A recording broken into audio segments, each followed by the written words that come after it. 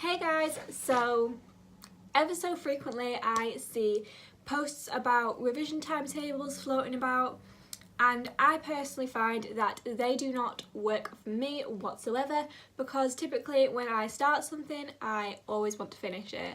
So if I'm timetabled to do an hour of biology and I'm only halfway through it at the time my hour's up, I'm going to finish it. I'm not going to move on to something else. And this is something that I really struggled with at GCSE and things like that, because people were always telling me to make revision timetables, which just didn't work. So recently my school has been giving me a revision tracker, which is basically this. It's normally blank.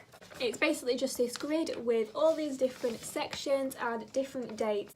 Each row is an individual day. So on each day you just fill in how many hours of revision you've done per subject. So for me, I've personally colour coded everything. So this is from the past 3 weeks. It doesn't seem like a lot, but I have had mock exams, so like this day I would have had a mock exam, so it wasn't possible to do more revision because I was in an exam for 3 hours. That's basically like what happens. Part of what you can tell is that I've done much more maths than anything else, which is the ones in red. This is biology, this is organic chemistry. So it just gives you an overview of how much revision I've done per subject, and therefore how much more I need to do for other subjects. And all of these letters also correspond to what I was doing at that time. So C stands for Chegg, T stands for the textbook, H is for homework.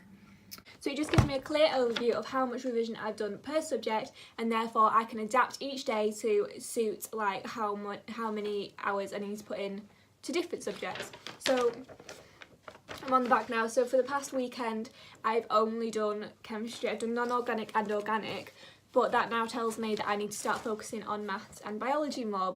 Therefore I can change my revision each day to suit the timetable to try and get more even hours of all subjects, yet it also allows me to do what I feel comfortable doing on that day. It's more relaxed. This method actually really does motivate me to continue working, because obviously I want to colour it all in. I don't want to only do 3 hours of revision, because then that'll mess up my pattern. So as it's like little things like that that always motivate me more. And it is only 8 hours on this one. You can put as many hours as you like on yours, but this one has only 8 hours, which I think is fairly reasonable. From what I've done so far, I can do about an average of 6. So 8 is fairly reasonable. When I'm talking about doing this, I am actually including things like making revision cards, making revision mind maps as revision. It's every hour that I'm spending doing any kind of work, including homework. It all goes onto my revision tracker, so I'm actually doing much more than I thought I was, which makes me feel better. I do only do 3 subjects, but there are 6 different colours due to whether it was AS, A2, non-organic or organic. So personally I do now prefer a revision tracker, although on the other hand, when we get more to like actual exam time, I will still be producing a revision timetable. And these are the top tips that I live by when it comes to revision timetables. So if you are making one, then I really advise thinking about this. So number 1 is to never ever set a restricted time frame. Don't make a revision timetable and be like each day it's going to be 9 till 10, 10 till 11, 11 till 12. Do not do that, honestly. So my advice would be to section off what revision you're going to do at what point in the day, dependent on your usual day sections. So one example of this would be saying, setting yourself targets to do before other things that normally happen in your day happen, rather than sticking to restricted times. The time you eat tea may not always be 5 o'clock, sometimes it might be 10 past 5 or 5:30. As an example. So simply put on your revision timetable before tea. Before I eat tea, I'll get this done. And it's a bit more of a race, because you've got a deadline, but your deadline isn't a set time. And that's also a bit more of a psychologically motivating technique. However, it also gives you that broader option, so you don't feel as bad if you can't stick to it exactly. So if it's just like, I'm going to do this before 12 o'clock because I don't know what time I'm actually going to be able to get up that day, and then 12 till 3, and then just before tea, and then after tea. Like 4 sections of the day, what I'm going to do in that time. That would be my advice. However, also when you are putting in what you're going to do that day, that comes to tip number 2. do not set exact things. Don't say like, before tea I'm going to get 3 past papers done, and I'm going to do these post-it notes, and I'm going to make revision flashcards.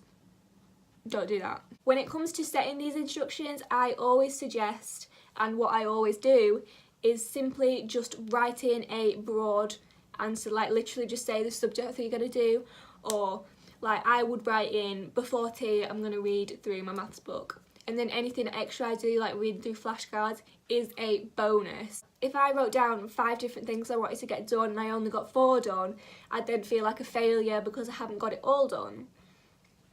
Whereas if I wrote 1 thing down and I got 4 things done, that makes me feel better because I've actually done more than what I'd targeted myself to do.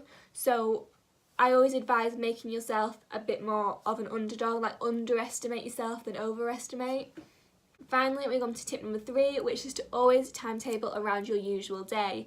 So timetable in the time when you're at school, timetable in the time you're going for a shower. So you would say like, I'm going to do this before tea, and then I'm going to do this before I have a shower, and then 7:30 till 9 o'clock, that's shower and drying hair time, and then after 9 o'clock I'm going to do this. You can't not have a shower for 3 weeks. You could, but wouldn't be advised. Personally, I believe that timetables at this time in the year make you unnecessarily realise how little time you have left with a rather pessimistic view, whereas a revision tracker allows you to make the most of every day with a really optimistic view. So if you want to feel better about your life and you also want to make the most of your time, I always advise a revision tracker. Still, I have no issue with people that use revision timetables, and if you want to do that and that works for you, then completely go ahead. However, I do want to share that method of revision trackers because I've never really seen people talk about them and I really do appreciate them. So, best of luck guys with whatever you choose to do.